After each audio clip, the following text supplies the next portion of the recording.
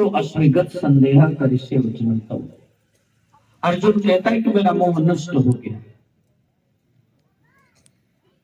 लेकिन धृतराष्ट्र मोह के दलदल से निकल नहीं पाया। ठीक यही होता है, जब तक जीवन में तत्वदर्शी गुरु का पदार्पण नहीं होता, साधारण बुद्धि के प्रभाव में फंसे हुए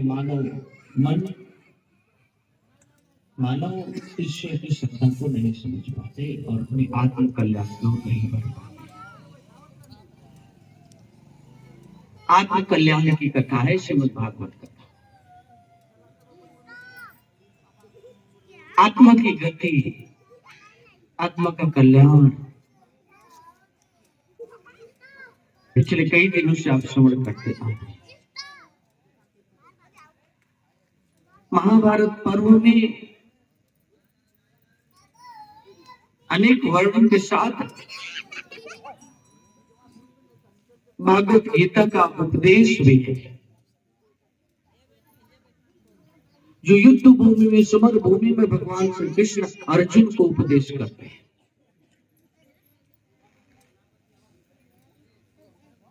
श्रीमद् भागवत महापुराण का सार तत्व कहा जाता है गीता। ये तो भागवत महापुराण में जितने भी स्कंद हैं, जितने भी पर्व हैं, जितने भी अध्याय हैं, सब में आध्यात्मिक संदेश छुपा हुआ है। और उसमें भी महाभारत पर्व और उसमें भी गीता का ज्ञान श्रेष्ठ माना गया है। जहां पे गीता की पूजा होती है, जिस घर में गीता का पठन पाठन होता है, मानव अपने आत्म कल्याण की ओर बढ़ जाता है। मानव कल्याण से संबंधित वो सारे प्रश्न अर्जुन ने किए। भक्ति क्या है, ज्ञान क्या है, कर्म क्या है, विज्ञान क्या है, जड़ता क्या है, सत्य क्या है, सब विषय के प्रश्न है। अध्यात्म के विषय में पूरे संसार में मति भ्रम आप देखेंगे। आध्यात्मिक लोग अधिकतर मिलेंगे हर गली, हर दिशा में। तो अध्यात्म की बात पूछिए भगवान श्री कृष्ण से, अध्यात्म ज्ञान क्या है।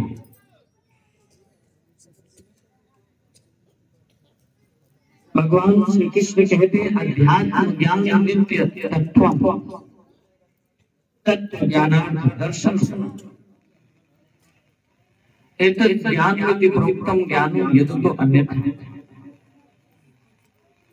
अध्यात्म ज्ञान नित्य तत्व स्वरूप है।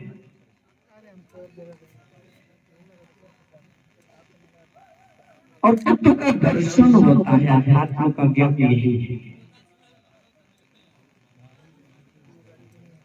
एतत् ज्ञानमिति प्रोक्तम ज्ञानम यतो अन्यथा। इसके अलावा जितना भी ज्ञान है वो सब अन्यथा है, उसका कोई लाभ नहीं है।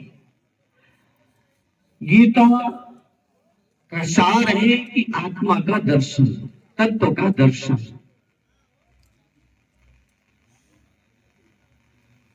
तत्व का दर्शन हो जाए, इसके अलावा जितना भी ज्ञान है सब अन्यथा है। एक होता है शब्दों का ज्ञान, एक होता है तत्व का ज्ञान, एक होता है कहानियों का ज्ञान, प्रकृति का, भौगोलिक स्थितियों का ज्ञान, कथाओं का ज्ञान, कुछ शब्दों का ज्ञान, विचारों का ज्ञान। लेकिन एक सत्य है, तत्व है, उसका ज्ञान जब तक नहीं है ये सब ज्ञान अन्यथा है।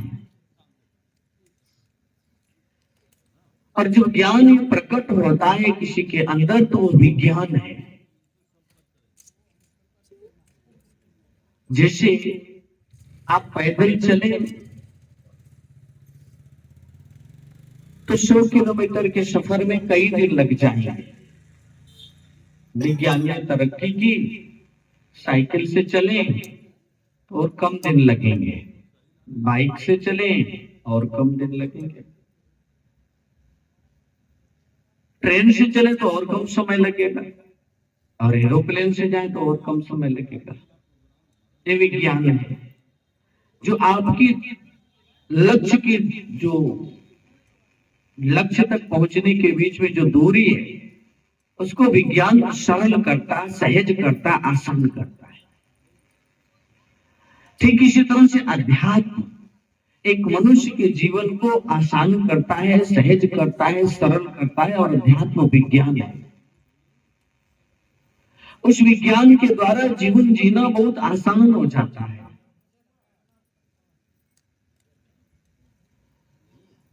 विज्ञान की देन,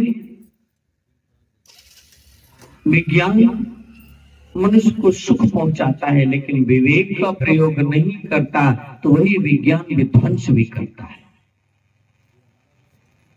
किसी के पास विज्ञान के प्रयोग की समझ नहीं है। जैसे आप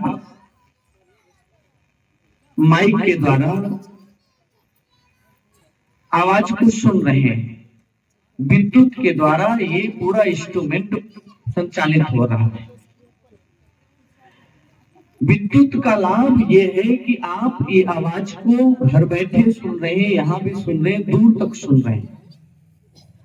आप अज्ञानतावश स्विच बोर्ड में अपनी उंगली डाल दीजिए तो ये विज्ञान आपका नुकसान कर सकता है। जिस विज्ञान के लाभ हैं उस विज्ञान के नुकसान भी हो सकते हैं। समझ का प्रयोग बिना गुरु के, बिना संत के नहीं कर पाता कोई।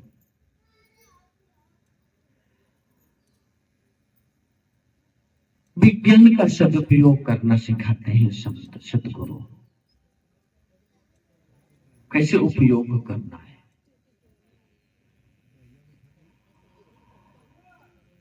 ज्ञान और विज्ञान दोनों हमेशा इस धरा पर रहे हैं। इस समन्वय है सृष्टि में, विज्ञान और ज्ञान। ज्ञान के बिना विज्ञान अधूरा है और विज्ञान के बिना ज्ञान अधूरा है। भगवान श्री कृष्ण अर्जुन को कहते हैं कि ज्ञानम विज्ञान सहितम या ज्ञात्वा मोक्ष से शुभात इदम तुते गुह्यतम प्रवक्षा मनसूय वे ज्ञानम विज्ञान सहितम। जो मैं तुम्हें ज्ञान दे रहा हूं ये विज्ञान सम्मत है। इस ज्ञान और विज्ञान को समझने के बाद तुम अपने जीवन में मोक्ष की स्थिति तक जाओगे। जीवन में जो भी समस्याएं, जो भी परिस्थितियां, जो भी संघर्ष बन रहे हैं, उसको समझने का, संभालने की समझ आएगी, जानकारी आपके पास है, और उसको समझ करके आप बड़े सुंदर ढंग से जीवन जी सकते हैं। ज्ञान और विज्ञान। हमारे पूज्य गुरुदेव श्री आशुतोष महाराज जी कथा सुनाते हैं कि कुछ लोग गए किसी यूनिवर्सिटी में पढ़ने के लिए, कोई तैयारी करने के लिए, और वहां पढ़ाई की, और जिस जिस विषय में पढ़ना चाहे उस सब विषय की जानकारी, अध्ययन कराया जाता था। वहां पढ़ करके आ रहे थे, रास्ते में तो एक कंकाल पड़ा हुआ था। तो एक साधक ने, एक स्टूडेंट ने, एक छात्र ने कहा कि जितने कंकाल पड़े हुए हैं दूर दूर तक, मैं इनको जोड़ सकता हूं, मेरे अंदर इतनी सामर्थ्य है। सही जगह सही अंग जोड़ देंगे। ठीक है, जोड़ो। उसने जोड़ा तो वो शेर का कंकाल था। दूसरे ने कहा कि मैं इसके अंदर में मांस भर सकता हूं। तो लोगों ने कहा भर के दिखाइए, तो उन्होंने मांस भर दिया। तीसरे ने कहा कि मैं इसके अंदर रक्त संचार कर सकता हूं। तीसरे ने रक्त संचार कर दिया। चौथे ने कहा कि हम इसको जीवित कर सकते हैं। लोगों ने कहा जीवित करो, और चौथे ने जीवित कर दिया। चारों बड़े प्रसन्न हो रहे थे और वो शेर दहाड़ करके उन चारों पर झपटा और चारों को खा गया। विज्ञान का उपयोग तो किया, लेकिन उस विज्ञान ने उन्हीं को ही निगल लिया। जैसे एक मोबाइल आप देखिए, हर किसी के पास होता है, एक डिब्बा है, इसके द्वारा कितना विध्वंस हो रहा है आप समझ सकते हैं। कितना इसका उपयोग है समझ सकते हैं। इसका सही उपयोग करके बड़े बड़े कार्य किए जा रहे हैं, लेकिन दुरुपयोग करके साइबर अटैक, आतंकवादी गतिविधियां, हिंसा, हत्या, एक दूसरे को ब्लैकमेल करना, बहुत सारे कृत्य हो रहे हैं इस मोबाइल के द्वारा। उपयोग करने की समझ भी होना जरूरी है। विज्ञान तो है, लेकिन यह ज्ञान नहीं है इस विज्ञान का उपयोग किस तरह से किया जाए जिससे हम आनंद पूर्वक जीवन जिए। और यह ज्ञान भगवान श्री कृष्ण प्रदान करते हैं अर्जुन को। जिस समय वैज्ञानिकों ने देखा कि पहाड़ बहुत बड़े बड़े हैं और दूसरी जगह जाने में कई दिन लग जाते हैं, तो पहाड़ तोड़ करके रास्ता बनाया जाए, इसलिए डायनामाइट का आविष्कार किया, बम बनाए गए।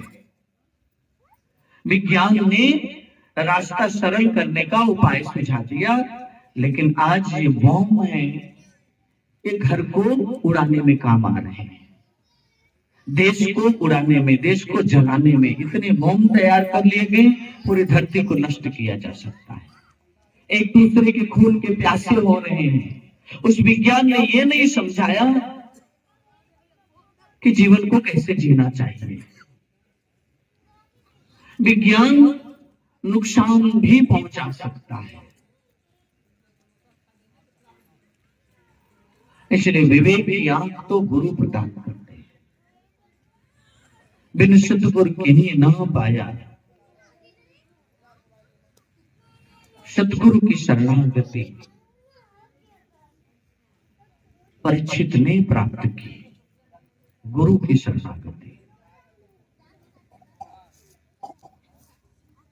उन्होंने जो भूल किया था उसको सुधारने की व्यवस्था बता रहे हैं, सुधारने की अवस्था ला रहे हैं सुखदेव भगवान।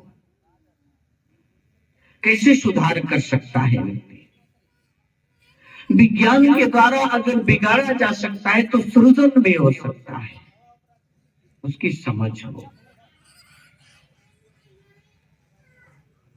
और कथा सुनाते हैं अनेक। आइए आज हम प्रभु की पावन कथा की ओर बढ़ने से पूर्व एक सुंदर सा भाव संतों का है। बिना गुरु के कल्याण नहीं। और भाव क्या है? और के खोली कपट के वड़िया हो, सतगुरु बिन साहिब के खोली कपट के वड़िया हो, सतगुरु बिन साहिब के खोली कपट के वड़िया हो, सतगुरु बिन साहिब के खोली कपट के वड़िया हो, सतगुरु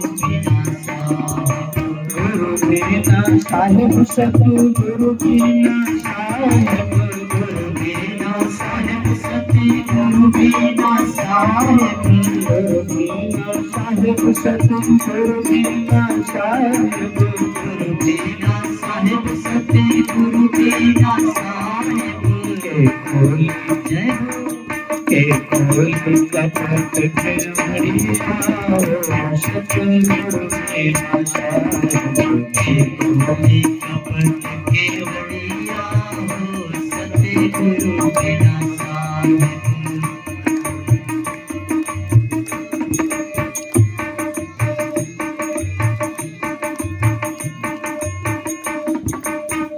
अपने मन की बड़ी कुलवंती, अपने मन की बड़ी कुलवंती, बड़ी कुलवंती हो बड़ी कुलवंती, बड़ी कुलवंती हो बड़ी कुलवंती, होए न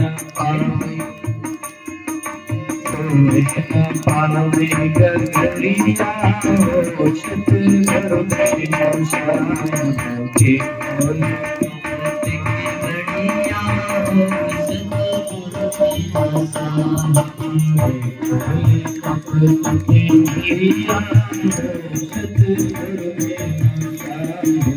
के शान बोले कपट के बढ़िया हो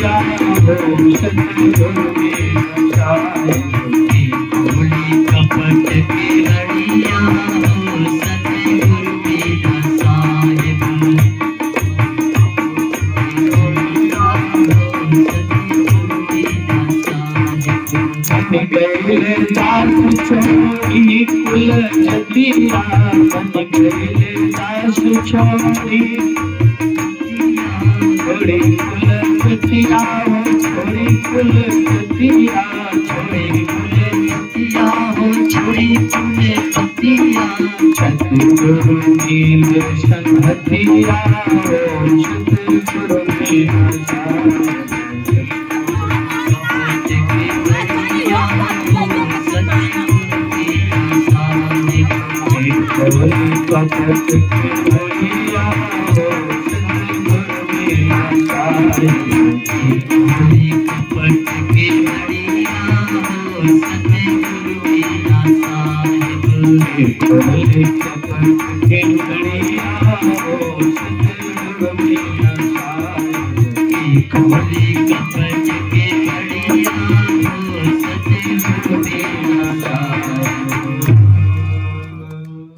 कपट का किवाड़ कौन खोलेगा? तू खोलवा। और छोटा सा कपट किया था,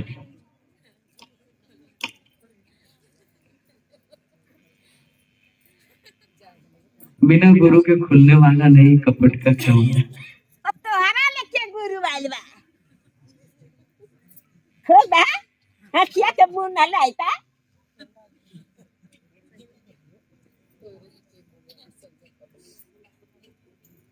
क्या हरा अब इनका रखे बेटाई बतावा, हम तो ऐसा सुनना लाई ना रहनी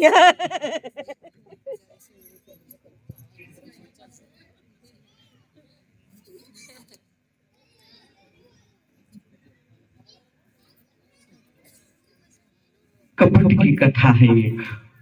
कपट किया और कपट का परिणाम उनका जीवन में बड़ा दुख आया। हम निकाल दे कपट कैसे चक्कू से काटी। उनके जीवन में बड़ा कष्ट आया, बड़ा संघर्ष आया और एक कपट मनुष्य गहना बना करके रखता है। संतों ने कहा कि कपटी तीर्थ में गया, कहां का तीर्थ नहाया, कपट दाग दिल का नहीं धोया, मैल पे मैल चढ़ाया। तीर्थ भी कर लीजिए, पूजा भी कर लीजिए, अर्चन भी कर लीजिए, कपट है। 100 किलो दूध में 1 बूंद नींबू की निचोड़ दीजिए, क्या होगा? दूध खराब। एक कपट भक्ति में कपट का रोल नहीं है। इसीलिए भगवान श्री हरि ने कहा, श्री राम ने कहा, प्रभु ने कहा, मोहि कपट छल छिद्र न भावा। भक्ति आप कुछ भी कर लीजिए। और संतों ने कहा अपने मन की बड़ी कुलवंती। संसार में जितने लोग भक्ति करते हैं अपने मन से सब कुलवंती हैं। कुलवंती का मतलब हम ही सबसे अच्छे, साफ सुथरा। संत कबीर की वाणी है। आज लड़ाई झगड़ा गुरु के नाम पे, मजहब के नाम पे, संप्रदाय के नाम पे, धर्म के नाम पे बड़ा है। कोई कहता मैं सनातन का विरोधी हूं तो कोई कहता मैं सनातनी हूं, कोई कहता मैं हिंदू हूं तो कोई कहता मुस्लिम हूं। आपको डॉक्टर मिल जाएंगे, इंजीनियर मिल जाएंगे, वैज्ञानिक मिल जाएंगे, प्रोफेसर मिल जाएंगे, हिंदू मिल जाएंगे, मुसलमान मिल जाएंगे, लेकिन इंसान का मिलना बड़ा कठिन है। इंसान को मिल जाए जो इंसान की पीड़ा को, दर्द को समझ सके। अपनी भक्ति के आड़ में लोगों को पीड़ा पहुंचाने का काम हर कोई करता है। लोगों के जीवन में जहर घोलने का काम अधिकतर करते हुए दिखाई देंगे भक्ति करने वाले। अपने मन के बड़ी कुलवंती, मन से बड़े अच्छे हैं, हम जो कर रहे हैं हम ठीक हैं। संत कबीर आके समझा के चले गए, आज कबीर पंथ बन गया, ये भी रास्ता बन गया। कबीरदास कहते माला फेर तो चुक गया, गया न मन का फेर, कर का मन का डाल दे, मन का फेर। कर का मन का माने कर की माला फेंक दीजिए, मन के अंदर जो माला चल रही उसको चलाइए। लेकिन आज कबीर पंथ वाले कंठी जपते हैं। जो कबीर कह के गए वो काम नहीं कर रहे हैं, लेकिन एक पंथ जरूर खड़ा हो गया, एक नया गुट बन गया। भगवान के नाम पे जाने क्या क्या ढोंग रचाते हैं, वो दुनिया को चलाने वाले हैं, प्रभु को चलाए जाते हैं। हम कबीर पंथी, हम कबीर का मार्ग लेके चल रहे हैं। कोई बुद्ध पंथी हो क्या? बुद्ध भगवान ने कहा कि मेरा स्वरूप मत लगाना कहीं, क्योंकि लोग मूर्ति में फंस जाएंगे। उस ज्ञान को जाने, उस रहस्य को जाने। लेकिन पूरे विश्व में आप जब गणना करेंगे सबसे ज्यादा मूर्ति बुद्ध भगवान की मिलेगी। जो महापुरुष कहते हैं उसको कभी कोई नहीं करता, बस उसको लेके पकड़ के बैठ जाए। हम तो इस पंथ वाले, हम बौद्ध धर्म वाले हैं, तो हम उनसे हिंदू से बड़ा नफरत करते हैं। ये जो बंट रहा है मनुष्य, इसमें पीड़ा किसको होती है? पीड़ा नारायण को होती है, पीड़ा ईश्वर की। जिन्होंने बनाया मनुष्य, उन्होंने मिलजुल करके रहने के लिए बनाया, लेकिन मनुष्य बंटता गया और बांट रहा है। मनुष्य आते हैं एक करने के लिए, मनुष्य को एक करने के लिए आते हैं महापुरुष, सदगुरु आते हैं, लेकिन बाद में बन जाता पंथ। कृष्ण की गायें और ईसा मसीह की भेड़ें कभी आपस में लड़ती नहीं, एक साथ चढ़ती हैं। लेकिन ईसा मसीह के मानने वाले और कृष्ण के मानने वाले जगह जगह लड़ाई करते हुए दिखेंगे, एक दूसरे की बुराई करते हुए दिखेंगे। जो मन में कपट है ये कौन खोलेगा? कपट का किवाड़ कौन खोलेगा? अपने हिसाब से सब अच्छे हैं।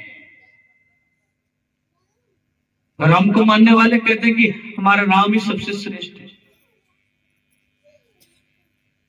क्या जाना अपने? कबीर साहब कहते जानते हो राम को? राम कौन है?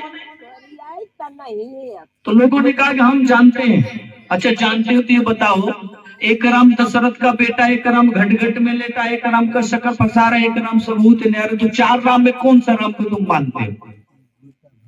उलझ गए लोग, ये चार राम कहां से आ गए? तो कबीरदास जी से पूछा तो उन्होंने कहा वही राम दशरथ का बेटा, वही राम घट घट में लेटा, उसी राम का शक्ल पसारा, वही राम सबूत न्यारे, वो तो एक है। उस एक को जानो तो सही, लेकिन मानने में जब मनुष्य फंसता है तो लड़ाइयां होती है, समाज बंटता है, बिखरता है।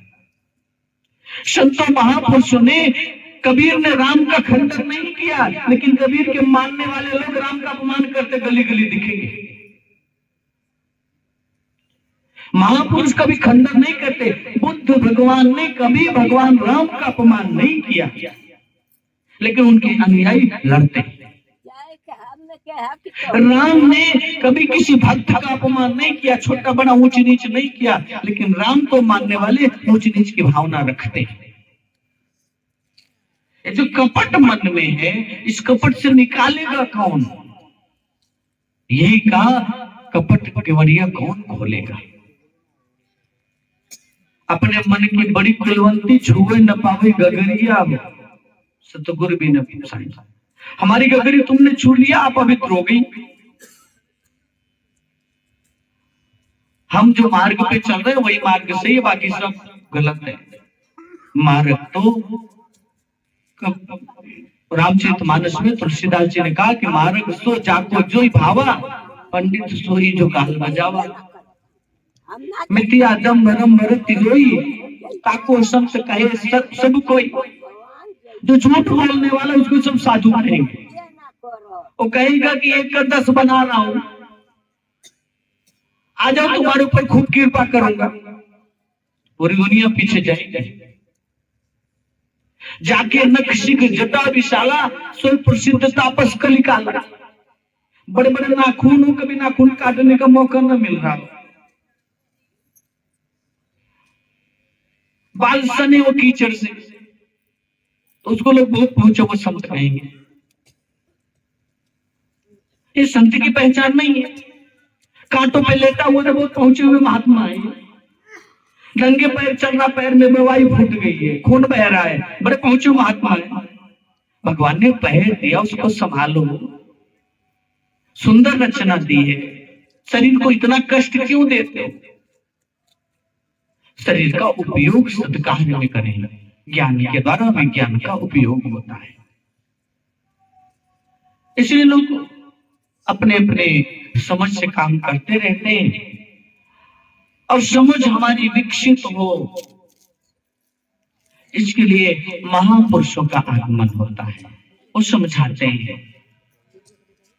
हमें भी कुछ नहीं समझ, आपके बीच में कथा सुनाने की सेवा लगी है। और परम पूज्य गुरुदेव भगवान श्री आशुतोष महाराज जी, उनके सानिध्य में जब आया तब हमें कुछ समझ आया। और जो समझ में आया तो लगा कि इसी तरह से तो सब है। तो अपनी भावना प्रभु के चरणों में रखिए, प्रभु आपकी सेवा कर पाए। गुरु भाई नगीना जी सेवा में लगे, ठीक है, जितनी समझ है,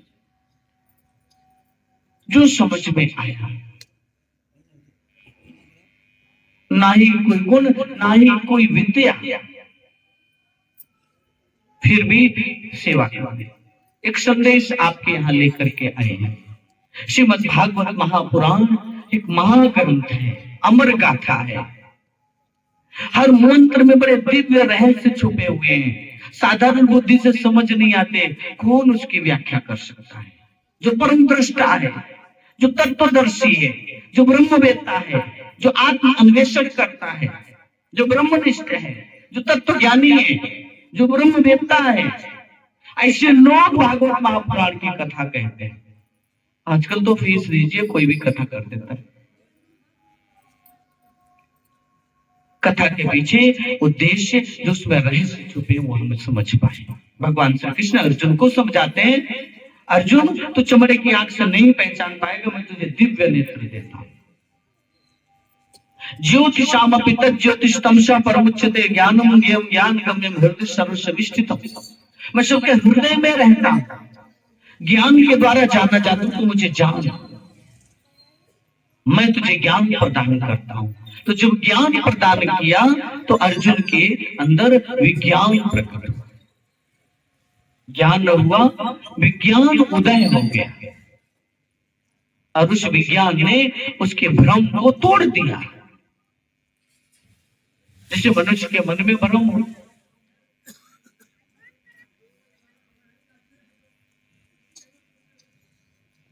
कि हवा में पानी है,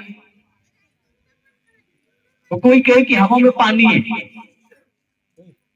अब भ्रम तो उत्पन्न हो जाएगा, हवा में पानी कहाँ है भाई, हवा में पानी आप देखिए नहीं मिलेगा। लेकिन जो गैसें हैं, ऑक्सीजन, हाइड्रोजन, ये फैली हुई है हवा में ही है, इसी से पानी बनता है। लेकिन ये भ्रम टूटेगा कब? जब प्रयोग होगा, जब प्रैक्टिकल होगा। इसी तरह से विज्ञान का प्रयोग, ज्ञान के द्वारा इस शरीर एक लैब है, प्रयोगशाला है, इस समस्त विज्ञान को प्रूव कर सकते, समझ सकते हैं। तो हम ऐसे संत सदगुरु की शरणागति होते हैं। भगवान श्री कृष्ण गुरु की शरणागति हो गए, संदीपनी महाराज के आश्रम में चले गए। बलराम जी और भगवान श्री कृष्ण जी 64 दिन में भगवान श्री कृष्ण ने 64 कलाओं को सीख लिया। गुरु की शरण में जाने के बाद एक निष्ठा शिष्य की, समर्पण होना चाहिए, गुरु की सेवा का भाव होना चाहिए। इसीलिए संतों ने कहा, गुरु गूंगे गुरु बावरे, गुरु के रहिए दास, जो गुरु भेजे नरक में तो स्वर्ग की न रखिए आस। गुरु की महिमा है।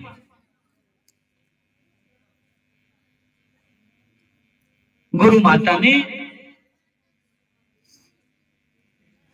शिष्यों को बुलाया और कहा कि जाकर के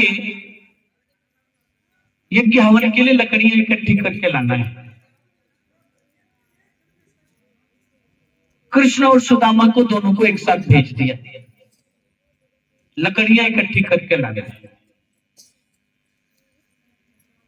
सुदामा जी को जाते जाते मां ने कहा, गुरु माता ने कहा कि कुछ चने रख लो, रास्ते में खा लेना। जो राजा है, कृष्ण राजा है, मथुरा के कंस के संहार के बाद राजकुमार है, लेकिन वो खाली चना खाने के लिए मिलता है गुरुकुल में।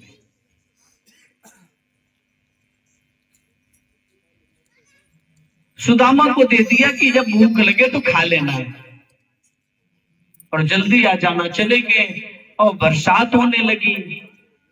कृष्ण चढ़ गए पेड़ पे, हम लकड़ियां तोड़ते हैं, तुम इकट्ठी कर लेना। और भूख लगे हुए सुदामा केले खाए जा रहे हैं। कृष्ण जान तो रहे हैं कि सुदामा खा रहे,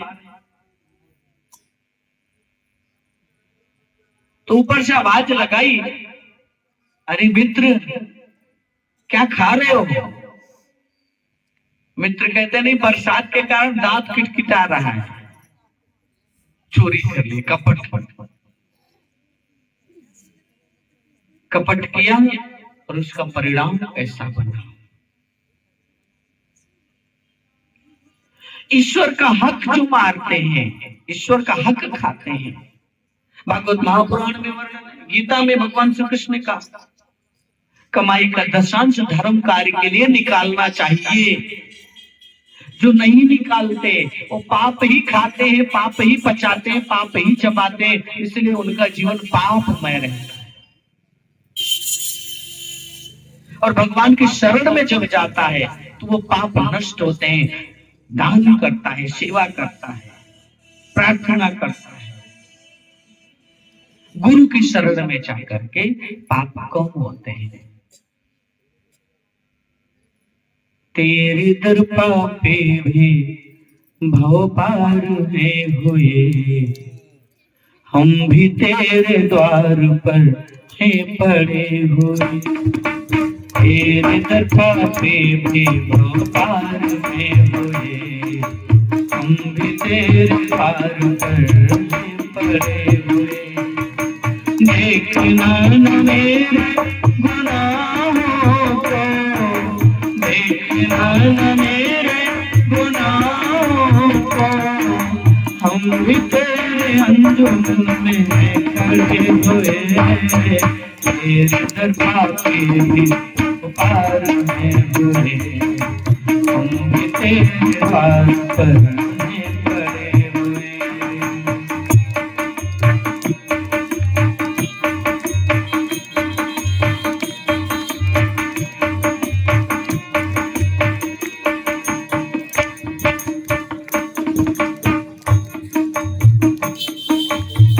तू ही रखता है सबकी लाज प्रभु, तू दयावान तेरी महिमा प्रभु। ओ, ओ, तू ही रखता है सबकी लाज प्रभु, तू दयावान तेरी महिमा प्रभु। दाता तू ये विनती मेरी, सुनिए दाता तू ये विनती मेरी। कुछ न चाहूं मिले बस भक्ति तेरी, सबको अपनी भक्ति के भंडार में दे, सबको अपनी भक्ति के भंडार में दे। हम तेरे दार पड़े हुए, देखना न मेरे गुनाहों को, देखना न मेरे गुनाहों को, हम भी तेरे अंजुमन में पड़े हुए। तेरे दरबार पे भी पार में हुए, हम भी तेरे द्वार पर पड़े हुए। तेरे दरबार पे भी पार में हुए, हम भी तेरे द्वार पर पड़े हुए। कितने भी पाप हो, कितने भी कपट हो, कितने भी अपराध हो, एक बार आप प्रभु के चरण समर्पित होकर के तो देखिए। ये समर्पण की गाथा है भागवत कथा। किसी ने पाप किए, कुकृत्य किए, बुरे कर्म किए, अपराध किए, कपट किए, छल किए, लेकिन प्रभु की शरणागति हो जाए, शरण में पहुंच जाए बस। इसलिए प्रभु को शरणागत वत्सल कहा जाता है। वत्सल वात्सल्यता है जिसके अंदर है। जैसे एक बच्चा जो छोटा है, शिशु माँ की गोद में रहता है, गंदगी कर देता है, लेकिन माँ उसको उठा के फेंकती नहीं, माँ को दया आती है, वात्सल्यता है, स्नेह है। इसलिए उस बच्चे की गंदगी को साफ करके साफ कपड़े पहनाती है, तो इसको प्यार करती है, उसको दुलार करती है। ठीक इसी तरह से जो अपराधी प्रवृत्ति के, जो बुरे स्वभाव के, जिनके अंदर कमियां हैं, वो प्रभु के शरण में आ जाए तो प्रभु के अंदर वात्सल्यता प्रकट होती है। आ गया मेरी शरण में, क्या दूं इसको, क्या बना दूं इसको, क्या कृपा लुटाऊं इसके ऊपर। इसलिए करुणा सिंधु, करुणा के सागर कहा। भक्त ने कहा शरण में आए हैं हम तुम्हारी, दया करो हे दयालु भगवान। शरण में आए हैं हम तुम्हारी, दया करो हे दयालु भगवान। सुधार बिगड़ी दशा हमारी, दया करो हे दयालु भगवान। सुधार बिगड़ी दशा हमारी, दया करो हे दयालु भगवान।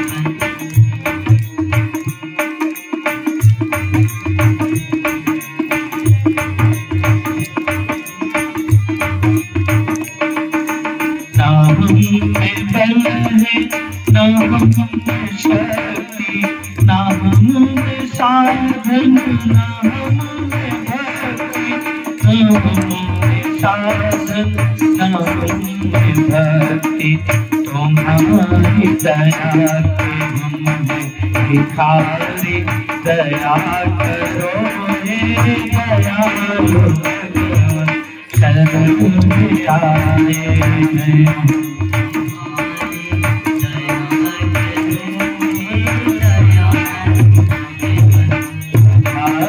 बिगड़ी दशा हमारी, दया करो हे दयालु भगवान।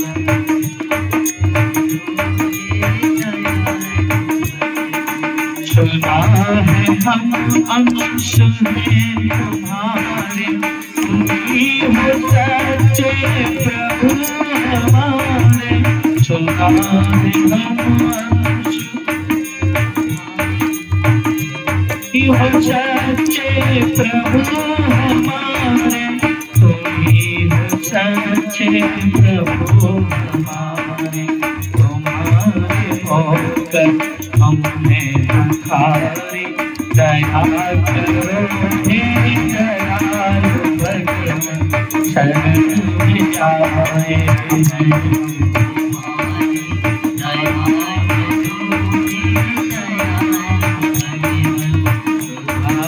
बिगड़ी दशा हमारी, दया करो हे दयालु।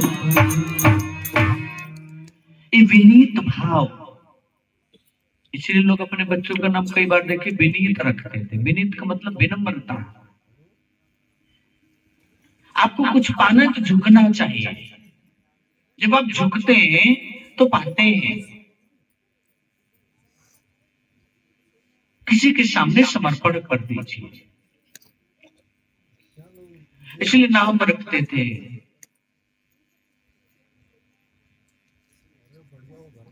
झुकने की भावना जिसके अंदर है। और संसार में सब व्यक्ति सबसे अकड़े ही रहते हैं। हर कोई अकड़ा हुआ है। अहंकार मूल में। छोटे बच्चे को भी आप डांट दीजिए, आपसे बात नहीं करेगा। और प्रेम से कहिए बेटा टॉफी खिलाएंगे, वे काम कर दो, तो देखिए स्वार्थ लाइक करे। सबके अंदर स्वार्थ है, लेकिन अकड़ क्यों है, अहंकार क्यों है? एक वृत्ति है। स्वार्थ के कारण अहंकार भी आता है। इसलिए झुक चाहिए, विनीत भाव। शरण में आपकी आई है, प्रभु दया करिए। और ये शरण में आने का भाव जागता कब है? जब जीवन में परेशानी आती है, संघर्ष आता है। व्यक्ति करता अच्छा है, होता बुरा है। घर को संभालने के लिए बड़ा यत्न करता है, लेकिन घर बिगड़ता जाता है। जीवन को संभालने का बड़ा यत्न, लेकिन जीवन बीमार है, मन परेशान है। यत्न बहुत सुख का किया, दुख का किया न कोई। तुलसी यह अचरज है, अधिक अधिक दुख होए। बड़े दुख होते हैं अंदर में, विकार जो है। तो कपट कर लिया सुदामा जी ने। इसलिए कहा गुरु से कपट, मित्र से चोरी, तो के हुई आंधर, के हुई खोड़ी। ये कहावत है। कपट नहीं करना चाहिए, लेकिन कपट है सबके अंदर। ये कपट कैसे खत्म होगा? विनम्रता से, विनीत भाव से। जब सब समर्पित होंगे गुरु के चरणों में, इष्ट के चरणों में, ईश्वर के चरणों में, तो ये कपट नष्ट होता है, मिटता है। ईश्वर की सेवा से संशय, कपट सब खत्म हो जाता है। प्रभु की सेवा, गुरु की सेवा। और गुरु की सेवा में ही कपट आ गया मन में। मित्र से चोरी किया, कहते हैं कुछ खा रहे हो, कितनी दांत किलकिटा रहे, ठंडा लग रही है, और चुपके चुपके सारा चना खा गए। जब भगवान का हिस्सा तो वो भी खा गए, उसका कारण क्या हुआ? गरीबी आ गई जीवन में, दाने दाने को मोहताज हो गए। आप जिंदगी भर कमाते रहिए, कभी भरने वाला नहीं है। ये छोटा सा पेट जो है ना, पूरा संसार भर लीजिए भी खत्म नहीं होने वाला। एक बार एक फकीर पहुंच गया राजा के दरबार में भिक्षा मांगने। राजन, मुझे चाहिए कुछ आपसे। पहले प्रजा ने, सैनिकों ने जो दान करने की जिनकी सेवा थी, व्यवस्था बनाने की, जो सबने प्रयास कर लिया। उस फकीर ने कहा हम राजा से ही लेंगे, किसी और से नहीं चाहिए, क्योंकि तुम में से कोई भर नहीं पाएगा, मेरा भिक्षा पात्र भरना चाहिए। सब परेशान है, भर नहीं रहा है और राजा ही देगा। राजा के पास बात गई, राजा ने कहा बुलाओ फकीर को, क्या चाहिए आपको? कहते बस मेरा भिक्षा पात्र भर देना है। राजा कहते अरे इतना छोटा सा भिक्षा पात्र, और राजा कहते क्या दो इसमें? कहते जो आपकी इच्छा, बस भर दीजिए। कुछ मोहरे उठाया, डाला और भरा ही नहीं, और डाला, डालता गया, राज्य का कोष खाली हो गया, भरा नहीं। अन्न पूरा डाल दिया, उसके अन्न का कोष खत्म हो गया, भरा ही नहीं। तो राजा हैरान हो गया, भाई क्या बात है? राजा ने भिक्षा पात्र को उलट करके देखा तो मनुष्य की खोपड़ी थी। कहते महात्मा जी समझे नहीं। कहते राजा, एक खोपड़ी है मनुष्य की, जितना भरो उतना ही कम रहता है, इस खोपड़ी में कभी पूरा समाता नहीं है। कभी मनुष्य की खोपड़ी भरती नहीं है, भरते जाइए पूरी जिंदगी भरी है, कई जन्म भरी है, कभी नहीं भरी।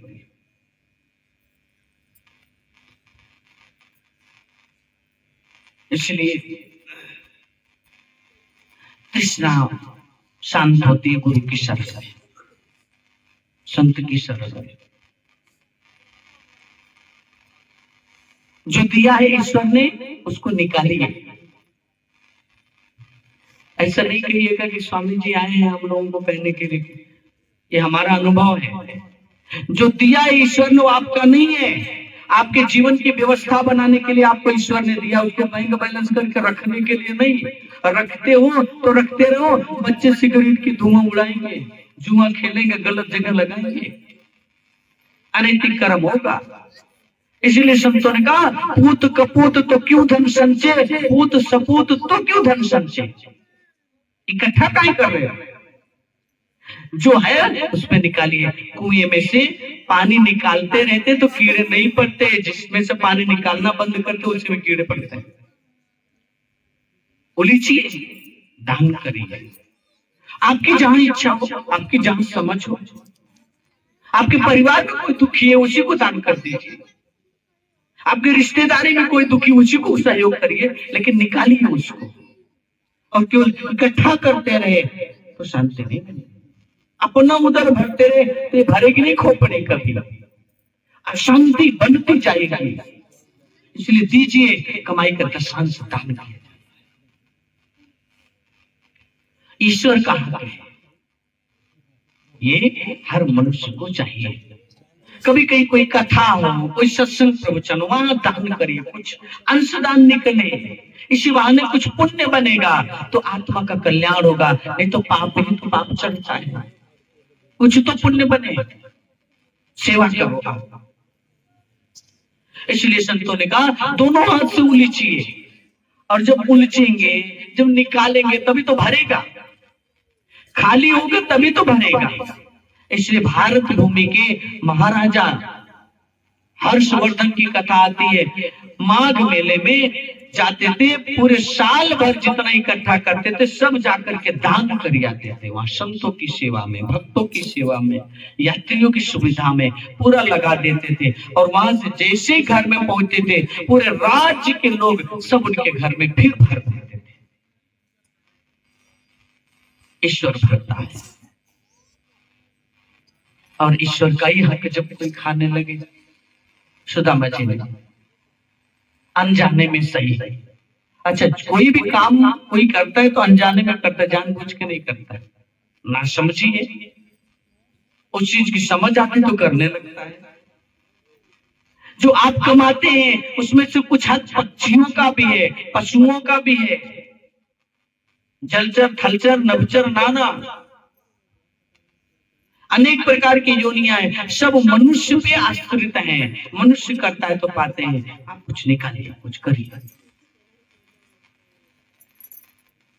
इसलिए दान की प्रथा हमारे यहाँ। कल आपने महाराजा हरिश्चंद्र की कथा सुनी, आज अमर है वो। सपने में दान किया था।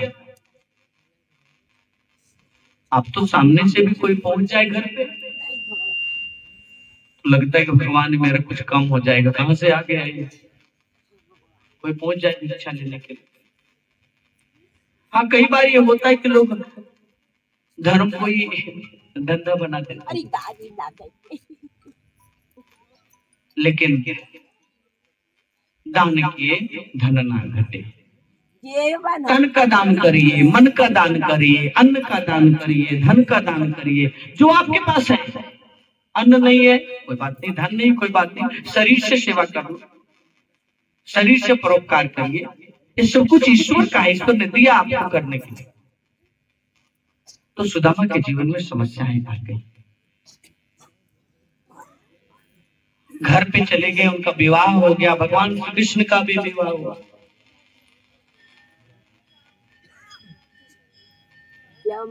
भगवान श्री कृष्ण का भी। भगवान सबके माया का। हम इन चीजों को, इन विषयों को श्रवण करेंगे। भगवान श्री कृष्ण राज्य में है और सुदामा अपने घर में है, लेकिन सुदामा दुखी है, सुदामा परेशान है। उस परेशानी में भी क्योंकि जीवन में गुरु धारण किया है, इसलिए सहज है, सरल है। आप तो कई बार देखिए किसी के घर में अगर एक दिन भोजन नहीं मिला तो लगता है कि भगवान कितने जन्मों का पाप मेरे ऊपर है। कई कई दिन चूल्हा नहीं जलता था सुदामा के घर में। कहीं से अगर एक साड़ी मिल गई तो अपनी पत्नी को देखते थे, उनकी पत्नी का नाम सुशीला, सुंदर स्वभाव वाली, कभी पति से शिकायत नहीं की अपने सुखों के लिए, अपनी सुविधाओं के लिए, कभी कोई शिकायत नहीं। इसलिए उसका नाम सुशीला। कहीं से साड़ी मिल गई जजमान के यहाँ से, कहीं से, तो सुदामा जी पत्नी को देते थे तो उसको आधा फाड़ कर रख लेती थी और आधा पहनती थी। जब कोई रिश्तेदार आ जाएगा, मेहमान आ जाएगा तो मान मर्यादा कम हो जाएगा, कम ना हो जाएगा। सम्मान बचाने के लिए अपने कुल का वो संभाल कर रखते थे। भगवान जैसे होके वैसे संकट के तो दूर करा ही के हुई। भगवान जेमन होके तेमन। इसलिए ये समझ, कई कई दिन कुछ नहीं मिलता खाने को, जो मिल जाता उसी से व्रत रख लेते, बच्चों को खिला देते, अपना नहीं खाते। ऐसे चल रहा था जीवन, लंबा चलता रहा। एक दिन उनकी पत्नी ने कहा कि मैंने सुना एक आपका मित्र है, वो राजा है, द्वारकाधीश है, आप बड़ी किस्से सुनाते थे, बड़ी कहानियां सुनाते थे अपने मित्र के। अरे उसके पास चले जाइए तो हमारे जीवन आराम से चलेगा। लेकिन इतने स्वाभिमानी कहते मित्र से हम मांगने के लिए जाएंगे, अपनी पत्नी की बात को नहीं सुना। गुजारा कर जाला, इससे हथियारी ना के हो करके बेहतर जैसा हो वैसे मार खैला ही बहुते।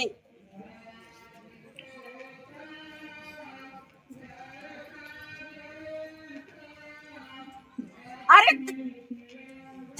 जमामारी ना है, जमामारी ना है, बहुत शक्ति ना है, एकदम घट गए, ये शर्म हो गई, नहीं एकदम लाज हया नहीं छे, एकदम बेकार हो गई। जमाना बहुत बुरा है।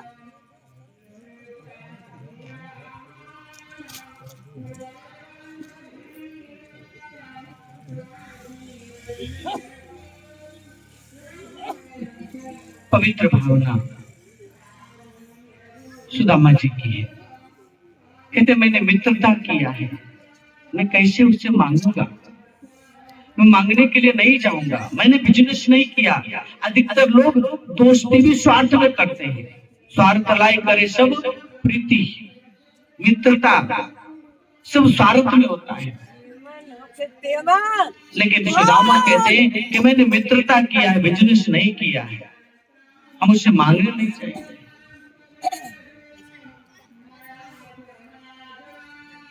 उनकी पत्नी को लगा स्वाभिमानी ऐसे तो जाएंगे नहीं, तो पत्नी ने बात को बदलते हुए कहा कि अरे ऐसे चले जाइए, मिलकर के तो आ जाइए। मित्र हैं, बड़ी मित्र की कहानियां सुनाते हैं, लेकिन इतना दिन हो गया कभी मिलने नहीं गए। आपका मित्र भी चाह रहा होगा तो मिलने के लिए चले चले निकल दिया मित्र से मिलने के लिए। जाने लगे तो खाली हाथ जाते नहीं। पत्नी से कहते घर में कुछ है, मित्र से मिलने जा रहा। जब आप अपने मित्र के यहाँ जाते हैं मिलने के लिए तो कभी देखिए खाली हाथ नहीं जाते, कुछ लेकर के जाते। मित्र के यहाँ जाइए, भगवान के यहाँ जाइए, रिश्तेदारों के यहाँ जाइए तो खाली हाथ नहीं जाते, कुछ लेकर के जाते। तो पत्नी से कहते हैं कुछ घर में हो तो खाली हाथ कैसे जाएगा।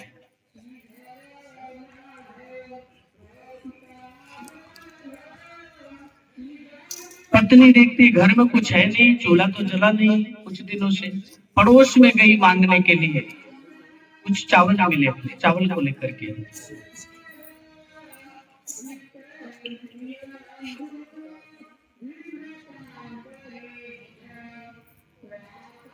सुदामा जी को दे दिया, लेकर के चल दी।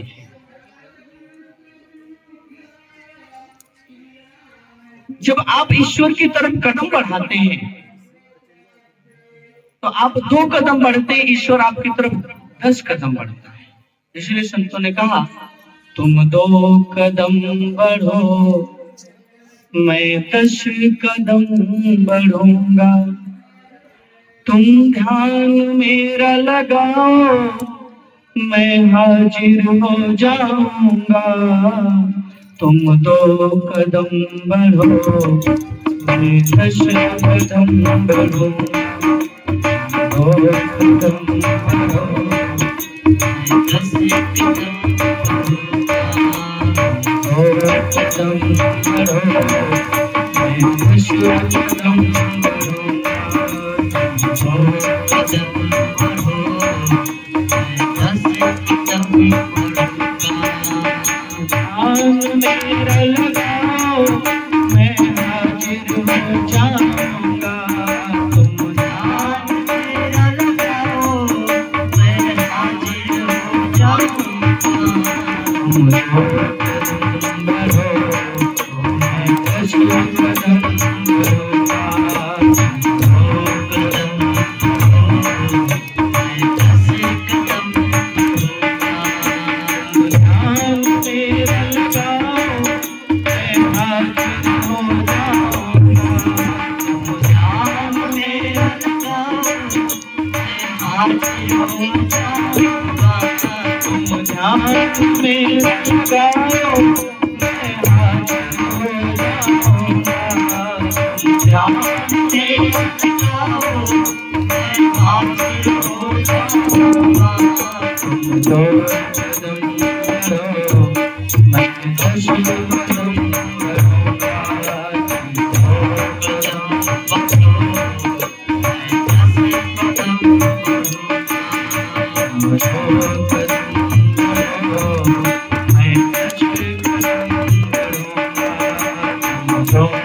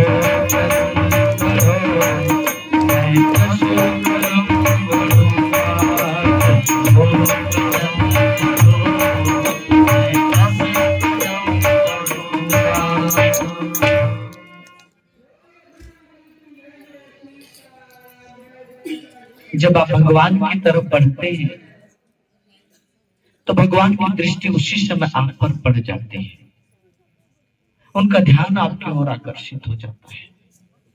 भगवान श्री कृष्ण द्वारका में बैठे हैं अपने महल में, और रुक्मिणी आदि रानियां बैठी हुई हैं, और वो कहीं खो गए। तो माता रुक्मिणी ने कहा कि प्रभु कहाँ खो गए? और सबको पता है मित्र सुदामा में खोने की बड़ी पुरानी परंपरा है। हमेशा सुदामा की चर्चा, सुदामा की बात, सुदामा ये, सुदामा हो।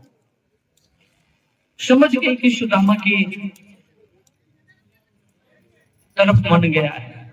फिर कहा प्रभु कभी सुदामा से मिलन भी तो कराइए। मुस्कुराए देवी, ठीक है। उधर सुदामा निकले पोटली में चावल लेकर के, बांध करके। उसमें उनके पास कोई गाड़ी बंगला तो था नहीं, गाड़ी घोड़ा गाड़ी या कोई व्यवस्था तो था नहीं, पैदल चल पड़े। बहुत लंबा रास्ता था, पैदल जा रहे हैं, पैरों में चप्पल नहीं है, खड़ाऊ नहीं है, जूते नहीं है, नंगे पैर जा रहे हैं। किस भाव से? केवल अपने मित्र से मिलने के लिए, मित्र से मिलने की लगन है। बचपन में बड़ा स्नेह मिला था, एक भाव जगा है, मित्र से मिलने के लिए चलते हैं। पैरों में कांटे चुभ रहे हैं, पैरों में कंकड़ चुभ रहे हैं, खून बहने लगे, फट गए पैर, चलते चलते छाले पड़ गए, फूट गए, लेकिन एक लगन है मित्र से मिलने की। और उनको पता है कि कृष्ण कोई साधारण नहीं है, लेकिन है तो मेरा मित्र, मित्र से मिलने चलते। पैरों में छाले पड़ गए, फूट गए, दर्द होता तो मित्र की याद और बढ़ जाती, और छाले उधर फूट रहे हैं, दर्द उधर होता है, आह कृष्ण की निकलती है। ऐसा तारतम्यता बनती है भक्त और भगवान में, ऐसा लय होता है भक्त और भगवान में। चोट लगे तुझको तो दर्द मुझे हुए, दर्द भगवान को होता है। और भगवान की यह दशा देख करके बार बार पटरानियां कहती कभी दर्शन तो कराओ, और चले जा रहे हैं। कई दिन का सफर था, भूख लगी, रास्ते में कुछ भोजन करने के लिए नहीं है, तो मन में आया पोटली में से निकाल करके खा लो। उधर भगवान श्री कृष्ण अपने महल में बैठे हुए हैं भोजन करने के लिए, और कहते बड़ी जोर की भूख लगी है, हे देवी भोजन प्रसाद की व्यवस्था करो। और भोजन लेकर के माँ रुक्मिणी आती है, और इधर सुदामा भी पोटली खोलने का मन किया, खोले, लेकिन एक ही भाव आई, तो मेरे मित्र के लिए है, मित्र का कैसे खा सकता हूं मैं नहीं खाऊंगा, खुद भूखे रह गए। और पोटली बांध लिया। जैसी पोटली बांधी, भगवान कृष्ण भोजन की थाली में हाथ रखे थे और हाथ हटा लिया। माँ रुक्मिणी ने पूछा प्रभु क्या हुआ? कहते मुझे भूख नहीं है, क्योंकि भक्त भूखा है तो भगवान कैसे भोग लगाए। जब भक्त की भावना होती है तो भगवान स्वीकार भी करते हैं। रुक्मणी समझ गई, उठ गए, प्रभु भोजन नहीं किए। और कई दिनों के सफर के बाद सुदामा जब पहुंचता है द्वारका में, क्योंकि पता नहीं था कहां मिलेंगे कृष्ण।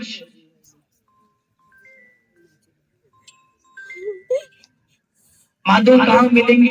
नगर के लोगों से पूछते थे, मैं माधव से मिलना है, कृष्ण से मिलना है। कौन कृष्ण भाई? कितने लोग हैं गांव में, नगर में? कहते वो कृष्ण नहीं, द्वारकाधीश से मिलना है। तो लोग उनका चेहरा देखते, उनका शरीर देखते, उनकी हालत देखते। कपड़ा गंदा है, कपड़े में कई छेद हैं, फटे हुए हैं, पैरों में खून सना हुआ है, धूल से सर सना हुआ है, पूरे शरीर में मैल दिख रही है। ऐसा लग रहा है जैसे विक्षिप्त व्यक्ति है। कहते द्वारकाधीश से मिलने आया। लोगों ने भेज दिए, चले जाइए। पता करते करते महल के द्वार तक आ गए और द्वारपाल से कहा कि मुझे कृष्ण से मिलना है। द्वारपाल ने कहा कि भाई क्यों मिलना चाहते हैं? कृष्ण के दरबार में किसी चीज की कमी नहीं, जो मांगोगे सब मिलेगा। बताओ क्या चाहिए? कहते कि मैं कुछ मांगने के लिए नहीं आया हूं। सब द्वारपाल हंस पड़े, मांगने के लिए नहीं आया तो फिर यहाँ आए क्यों? कहते कृष्ण मेरा मित्र है, मैं अपने मित्र से मिलने आया हूं। सब हंसने लगे। देखो ये मित्र है, पैर में चप्पल तक नहीं है, ऐसा लगता है कि महीनों से कपड़ा बदला नहीं है। और मित्रता तो बराबर के लोगों में होती है। संसार के लोग मित्रता बराबर में करते हैं, लेकिन भगवान कभी बराबरी नहीं देखते। भगवान तो भाव देखते हैं। आपके अंदर भाव आया, उसने आपसे मित्रता कर ली। वो तो भाव था।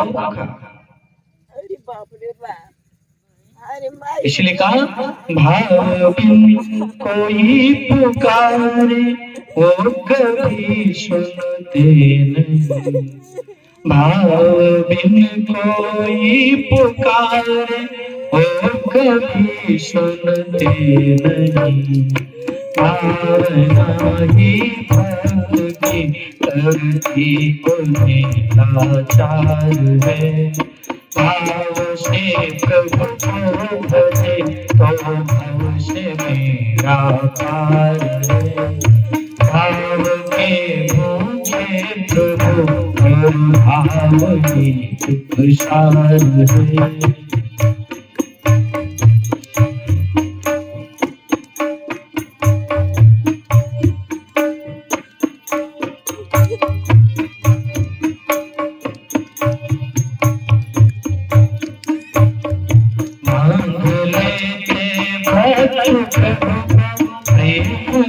जंजीर में बांध लेते भक्त प्रभु को प्रेम की जंजीर में। इसलिए होता प्रभु का भूमि पर अवतार है। भाव से प्रभु को भजे तो भाव से मेरा पार है।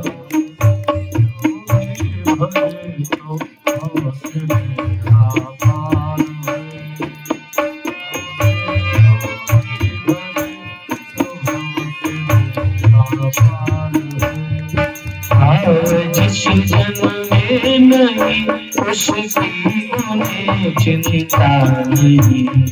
भाव जिस जन्म में नहीं उसकी उन्हें चिंता नहीं। भाव वाले भक्त का भरपूर प्रभाव है। भाव से प्रभु को भजे तो भाव से मेरा पार है। भाव से प्रभु को भजे तो भाव से मेरा पार है। भाव से मेरा पार। भाव से भजिए। और भाव कई बार गरीबी में भी छलकता है, भाव कई बार दुख में छलकता है, भाव कई बार रोग में छलकता है। भाव कई बार जब कोई अपना बात नहीं सुनता, अपना साथ नहीं देता, तब छलकता है। इसलिए प्रभु कहते हैं, हमारे गुरुदेव श्री आशुतोष महाराज जी कहा करते हैं, भगवान किसी पे बहुत प्रसन्न होता है तो उसके जीवन में 3 चीजें देता है। गरीबी पहला, बीमारी दूसरा, अकेलापन तीसरा। इन तीनों स्थितियों में केवल भगवान की याद आती है। और संसार के लोग जब ये मिलता है तो भगवान की ओर न जाकर के अपने कर्म को कोसते हैं, अपने भाग्य को कोसते हैं। जानना चाहिए भगवान की ओर, क्योंकि ये माया में फंसने के लिए शरीर नहीं मिला, आत्म कल्याण के लिए जीवन मिला है। 84 लाख जन्मों में बड़ा ये सब व्यवस्थाओं को अनुभव किया। ये तो जीवन है प्रभु को पाने का। ठंडा करिए ये महाराज दवाई प्रभु को पाने के लिए। इसलिए भक्तों ने कहा, कुछ पाने की खातिर तेरे हम भी झोली फैलाए हुए, कुछ पाने की खातिर तेरे हम भी झोली फैलाए हुए, यहाँ झोली सभी है भरती, यहाँ झोली सभी है भरती, इसलिए हम आए हुए तो छुपाने की खातिर तेरे, और छुपाने की खातिर तेरे हम भी झोली फैलाए हुए,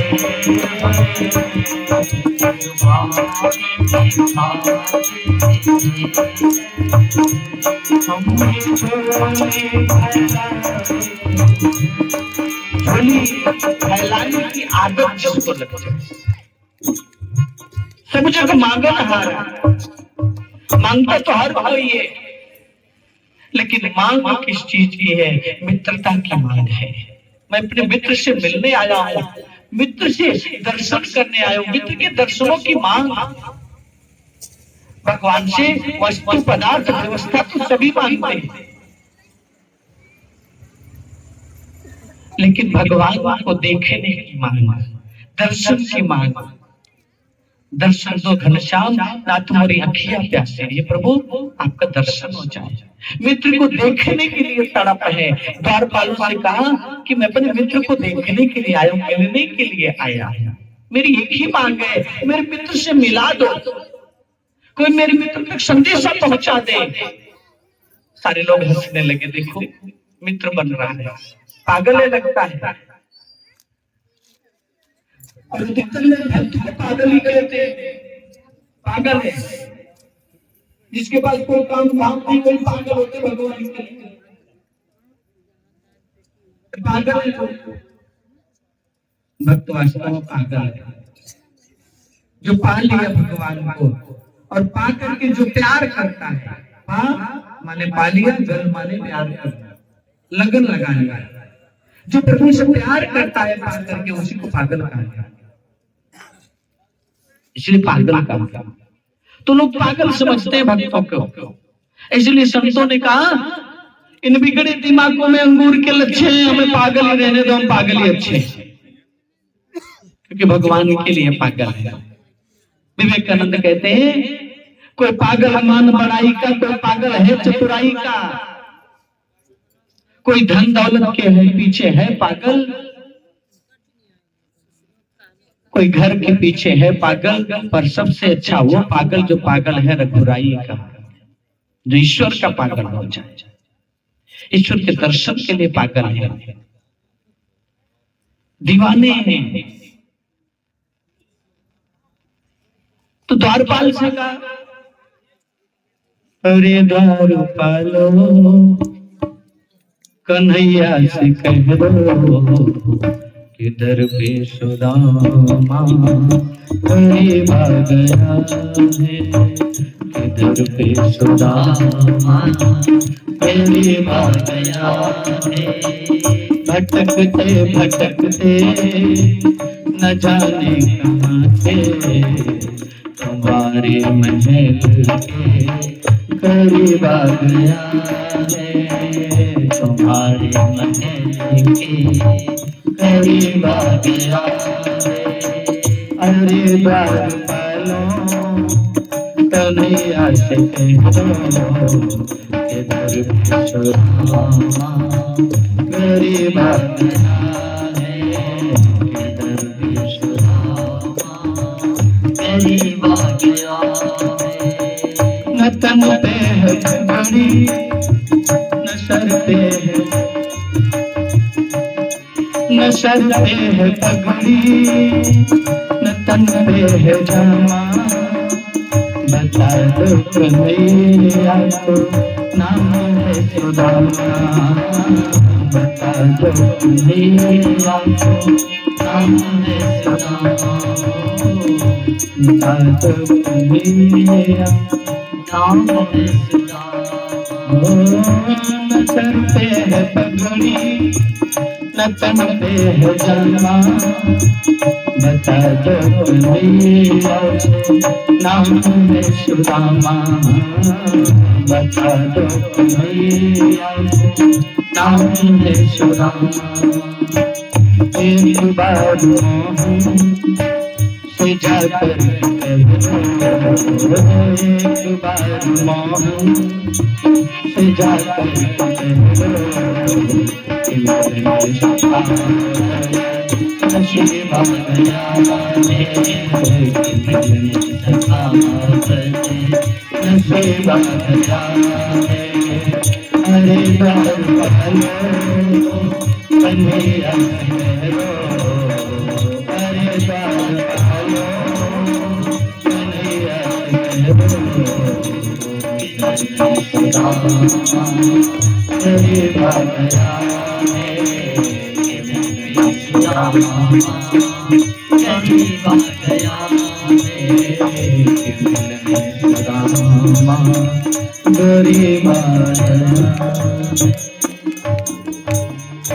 आप गरीबी का मजाक उड़ाते हर किसी को देखेंगे, गरीबी को अमीरी में बदलने की कला केवल भगवान के अंदर है। गरीबी को कोई समझता है तो ये भगवान है, इंसान क्या समझेगा? इंसान तो गरीबी का मजाक उड़ाता है। दरबार में भी बहुत लोग थे, देखो मित्र है, अरे भिखारी अगर कुछ चाहिए तो दे लो, मित्र का ढोंग क्यों कर रहे हो? अरे इस पागल के लिए कौन समय बर्बाद कर, चलो द्वारपाल को कह तो दिया, लोग ऐसे बातें करें तो सुदामा वापस जाने लगे कि वास्तव में मैं तो गरीब हूं, मैं तो भिखारी हूं, मेरे मित्र का अपमान हो रहा है, मैंने गलती की है यहाँ आकर के अपने मित्र का अपमान करने के लिए। द्वारपाल चला गया लेकिन वापस आ नहीं रहा है, समय लग रहा है। अब सुदामा को क्या पता कि कहाँ है, कितनी दूर है, महल कितना अंदर है। द्वारपाल को आते देर लगी तो सुदामा वापस जाने लगे कि सच में मेरा कृष्ण भी, मेरा मित्र भी सोच रहा होगा कि कैसे मैं जाऊं, मेरी बदनामी होगी, उसको बदनाम करने के लिए, उसका अपमान करने के लिए मैं आ गया। सुदामा वापस चले गए। उधर द्वारपाल पहुंचा, भगवान कृष्ण के महल में सारी पटरानियां बैठी हुई थी, हाथ जोड़ करके कहते हैं प्रभु कोई आपसे मिलना चाहता है। कहते मिलना चाहता है? कौन मिलना चाहता है, जल्दी बताओ, क्योंकि इंतजार तो कर रहे हैं। भगवान होने के बाद भी अभिनय करते हैं, बाहर से किसी को पता नहीं चलने देते हैं कि मैं भगवान हूं। कौन है मिलना चाहता? कहते एक विप्र है। कहते कोई विप्र मुझसे मिलना चाहे और मिलने के लिए मुझसे पूछने की आवश्यकता नहीं है, ये परंपरा किसने बना दिया, मुझसे पूछो। बैठ जाइए सभी लोग, बाद में प्रणाम करिएगा, अभी आरती होगी तो प्रणाम कर लीजिएगा। सभी लोग बैठ जाइए, बैठ जाइए।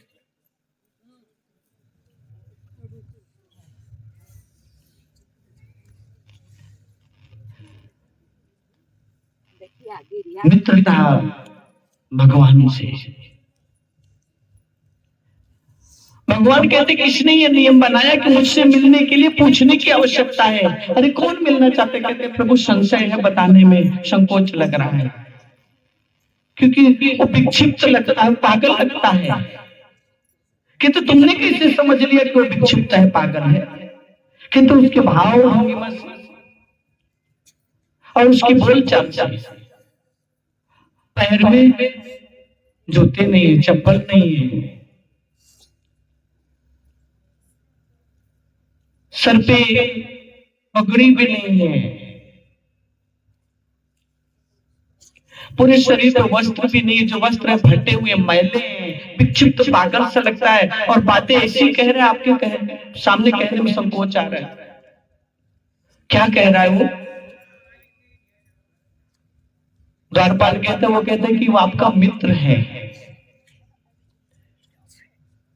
भगवान कृष्ण उठ करके सिंहासन पे खड़े हो गए, बेचैन तो तब से थे। कहते क्या नाम है उसका? कहते वो अपना नाम सुदामा बता रहा है। आसन छोड़ करके नंगे पैर भागे सुदामा का नाम सुनते।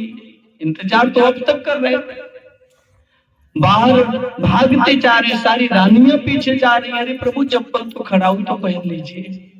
अब प्रभु भागे जा रहे मित्र से मिलने के लिए। द्वारपालों से टकरा जाते हैं, भागते जा रहे हैं, भागते जा रहे हैं, और जब द्वार पे पहुंचे तो वहां सुदामा नहीं है। भगवान की आंख निकल गई, कहां गया मेरा मित्र? अभी तो यही था, लोग कहते हैं। और भगवान पीछे पीछे दौड़ पड़े, लोगों ने बताया उधर जा रहा है, भाग पड़े उसके पीछे पीछे।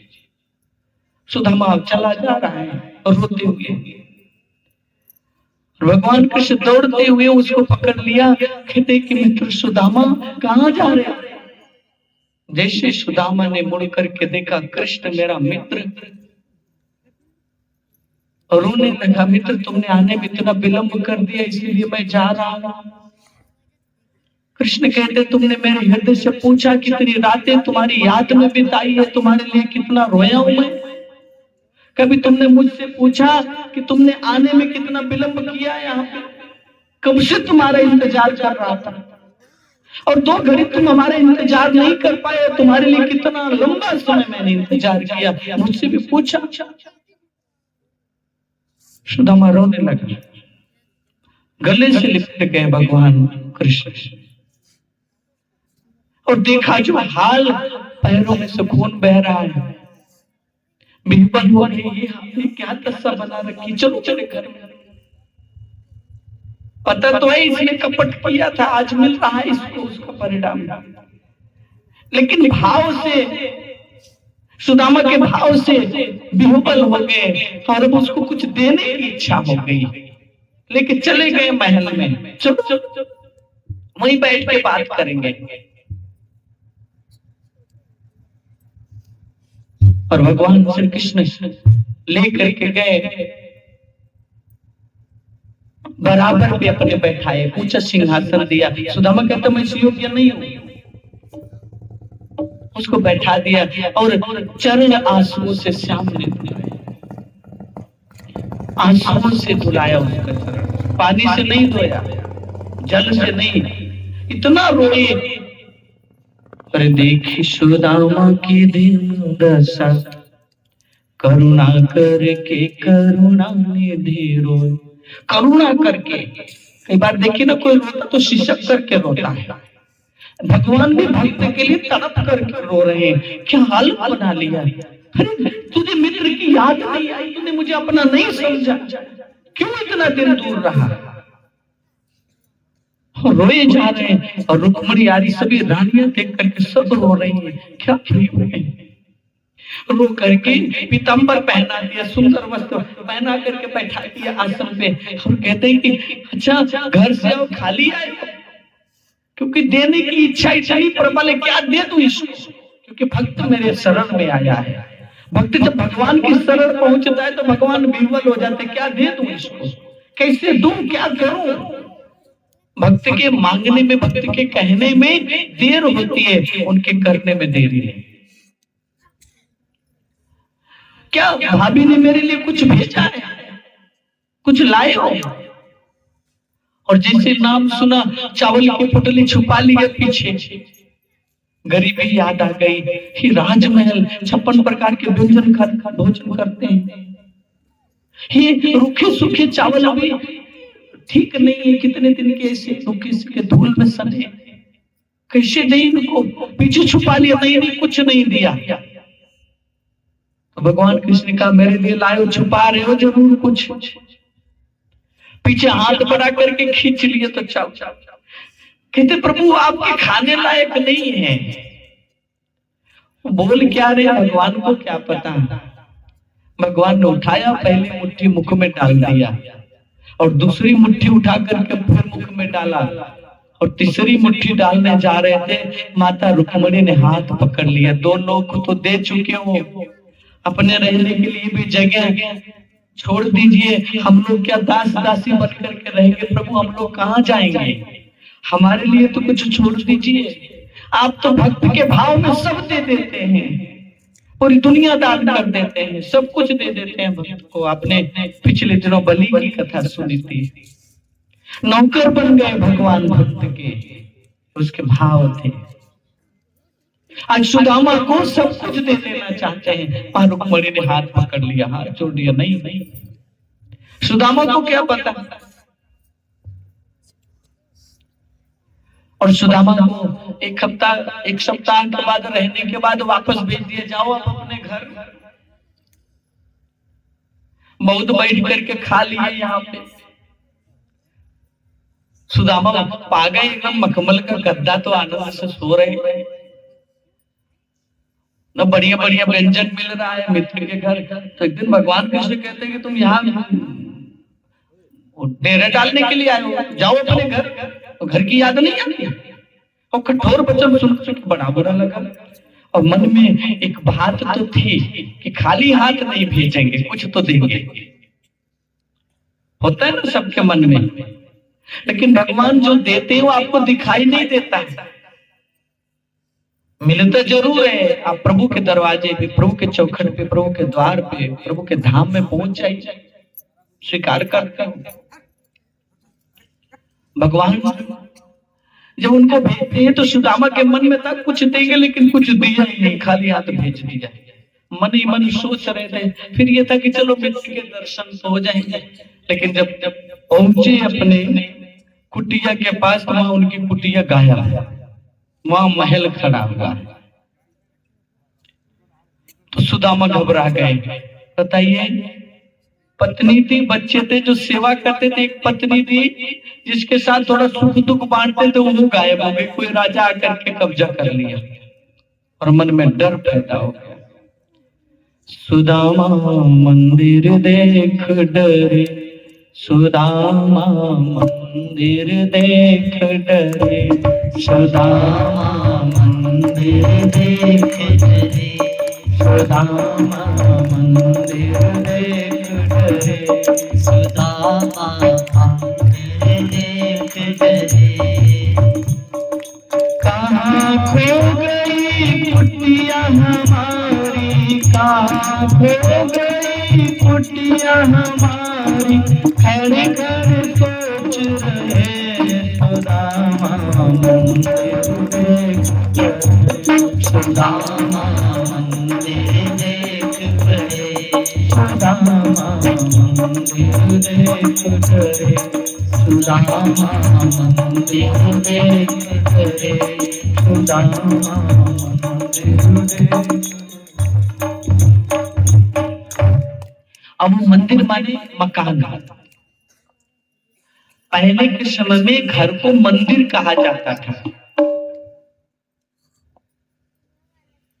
बाद में समय बदला, घर को सराय कहने लगे, किराए का मकान करने लगे। मंदिर जहां पे पूजा होता था, घर में भगवान की एक जगह जरूर होती थी, मंदिर होता था घर में, घर को पूजा घर समझते थे, मंदिर या कुटिया भी है, भगवान का स्थान जरूर होता था। और आज देखिए भगवान का स्थान घर में दिखाई नहीं देता। यही कारण है कि भूत का स्थान जरूर घर में बना हुआ है। भगवान का स्थान नहीं दोगे तो भूत का स्थान तो देना ही पड़ेगा। तो सुदामा अपना मंदिर देखकर, महल देखकर के डर गए, मेरी कुटिया कहां गई। और ऊपर से एक सुंदर स्त्री सज धज करके और बढ़िया वाली साड़ी पहने हुए है, चमकदार, और वहां से इशारे करके बुला रही है कि इधर आ जाइए। अब सुदामा जी सर नीचे कर लिए, भगवान ये स्त्री ये मुझको पुकार रही है, उनको संकोच आ रहा है और स्त्री बुला रही है। और सुदामा इधर उधर सर घुमा रहे। तब तक वो स्त्री वहां से नीचे आई और आकर के चरण छूने लगी। जैसे चरण छूने लगी, सुदामा तो वैसे ही सर झुकाए हुए थे। वो कहते नहीं मैं इस योग्य नहीं हूं, मैं तो गरीब ब्राह्मण हूँ, आप कौन है देवी। उस स्त्री ने कहा कि मैं सुशीला हूँ, आपकी पत्नी, आप पहचान नहीं रहे। सुदामा हैरान, तुम मेरी पत्नी? मेरा भाग्य इतना खराब हो गया, मेरे भाग्य ने मेरा साथ नहीं दिया, गरीबी आ गई, दुख आया, मुझे तुम पे सुशीला विश्वास था, मैं ऐसा नहीं समझता था कि दुख में तुम भी साथ छोड़ दोगी। किसी राजा से तुमने विवाह कर लिया, मेरा साथ छोड़ दिया। सुशीला कहती है, अरे नाथ, आपके अलावा किसी पराये पुरुष का चिंतन भी मेरे लिए पाप है, मेरे लिए नर्क है, मैं सोच भी नहीं सकती। अरे आप जिस कृष्ण के पास गए थे, उन्होंने तो विश्वकर्मा जी को भेज के महल बनवाया। सुदामा जी को तब पता चला कि भगवान के यहाँ जाते आप खाली हाथ है, लेकिन आते खाली हाथ नहीं है, वो भर देता है। इसलिए कहा, भर दे झोली मेरी मुरली वाले, गाते हैं ना लोग, बड़े भजन गाते हैं। झोलियां सबकी भरती जाती है, देने वाला नजर नहीं आता। जो देने वाला है उससे लगन तो लग जाए, उससे प्रीत तो लग जाए। और ऐसी झोली भरती है कि अमर हो जाते हैं लोग। आज सुदामा अमर है केवल भक्ति के कारण। उसकी कथा हम सुनते हैं, शायद कोई भाव हमारे अंदर जग जाए, हमारे अंदर भी भावना पैदा हो जाए। केवल भक्ति, हमारी भावना भगवान से हो जाए, हमारे कष्ट यूं ही दूर कर देते हैं। ये प्रभु की महिमा है। जो अपने दुख से दुखी नहीं होते, दूसरों के भक्तों के दुख से द्रवित हो जाते हैं। बिन सेवा जो द्रवे दीन पर, ऐसो को उदार जग माही। ऐसा कौन उदार है? हमारे प्रभु हैं जो बिना सेवा के कृपा करते हैं। प्रभु की महिमा है। तो भक्त सुदामा की महिमा, भक्त और भगवान की मित्रता की कहानी सुखदेव भगवान सुनाते परीक्षित को कि ऐसी मित्रता थी। ईश्वर से जो मित्रता कर लिया, फिर उसको ठोकर नहीं खानी पड़ती। और ईश्वर से मित्रता गुरु कर करे, बिना गुरु किन्हीं ना पाया। आज जिस घर में थे, वहां पे एक माता जी हैं, यहाँ पे बैठे होंगे, वो भजन गा रही थी, एक भजन गा रही थी, गुरु पैया लागे दर्शन कराई दी उन्होंने, अपने उसमें गा रही थी। विष की लहर उठत घट भीतर, अमृत बूंद पियाई दी। अंतर घट में हजारों तारे झिलमिल चमके, दर्शन कराए दिए भक्तों की महिमा। या घट भीतर बाग बगीचा, याही में 9 लाख तारा, या घट भीतर ब्रह्मा विष्णु, याही में गुरु हमारा, साधो ऐसा धुंध अंधियारा। ब्रह्मा विष्णु महेश सभी शरीर के अंदर है। पिंड विच ब्रह्मांडे जो खोजे सोई पावे। जो ईश्वर को आप ढूंढते हो, किसे ढूंढते हो शहर वीराने में और दुनिया के इस भीड़ भरे अनजाने में, तुम्हें तुम्हारे घर का पता देता हूं। फकीरों ने कहा उस ईश्वर से मिले। इसलिए ऐसे गुरु की शरण होइए जो आपके घर में भगवान से मिला दे, घर में घर दिखाई दे। सो सतगुरु पुरुष सुजान, जो आपके शरीर रूपी घर में भगवान जो रहता है उसमें बना दे। मन के मंदिर में भगवान रहता है। पंच शब्द धुनकार धंधे बाजे शब्द निशान, घर में घर दिखाई दे सो सतगुरु पुरुष सुजान। वो गुरु महान है जो आपके शरीर रूपी घर में भगवान का दर्शन, भगवान जिस घर में रहता है, इस शरीर रूपी घर में एक और घर है जिसमें भगवान रहता है। ये नेत्र खुलता है, अंतर में दर्शन होता है, वो दिखाता है। ऐसी गुरु की महिमा है, ऐसे गुरु की महिमा। कोटिन पाप कटत बल छिन में, जो गुरु कृपा करे करोड़ों पाप हट जाते हैं, नष्ट हो जाते हैं, गुरु की कृपा। इसलिए कबीर साहब कहते हैं, सारे समुद्र की मछी करूं लेखनी सब बन राय, सब धरती कागज करूं गुरु गुण लिखा न जाए। और भगवान श्री कृष्ण गुरु हैं गोपिकाओं के।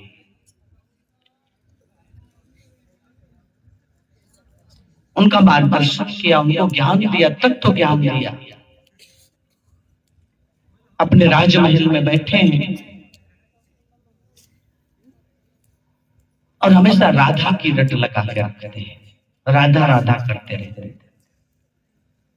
गोपिकाओं ग्वाल बालों की चर्चा करते रहते थे सुदामा के साथ अति तीव्रता से। तो मां रुक्मिणी ने कहा कि प्रभु